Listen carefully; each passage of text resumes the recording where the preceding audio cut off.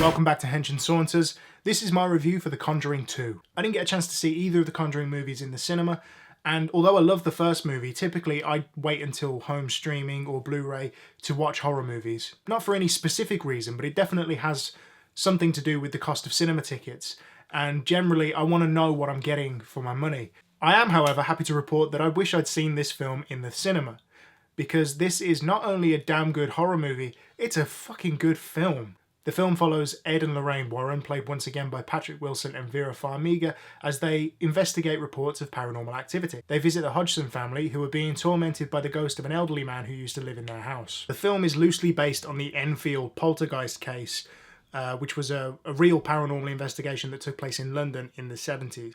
James Wan returns as director and once again proves just how at home he is with this genre. He builds tension and provides genuine scares better than any other contemporary horror director, I would say. And there are a number of sequences that totally surprised me. I thought it was going to go one way and it went completely the other. Now I want to say the art direction and the presentation of ghosts and the way they manifest themselves is very unique, and it really did surprise me and impressed me a great deal. I must also mention the camera work in this film, not specifically the cinematography, because although it looks good, I'm talking more about the movement of the camera and the way it aids in the editing of the film. There are a lot of sequences that use a very eerie floating camera, and it really helps to build a really tense, scary, spooky atmosphere. And there are a number of scenes that are edited beautifully and transition seamlessly.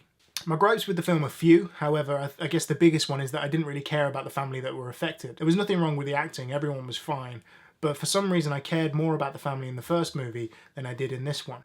I would also say the film's perhaps 20 minutes too long. There are scenes early on, even before the Warrens get involved in the case, that could have been cut out very easily. It does seem that where the first film was very focused and to the point, this one, to a certain extent, has a bit of Marvelitis, in the sense that it's a little too concerned with setting up sequels and spin-offs and building the lore. And that's another problem. I think that this movie, more so than any other James Wan movie, has become too encapsulated by its own mythos and its own lore, and it gets a bit bogged down, to be honest with you.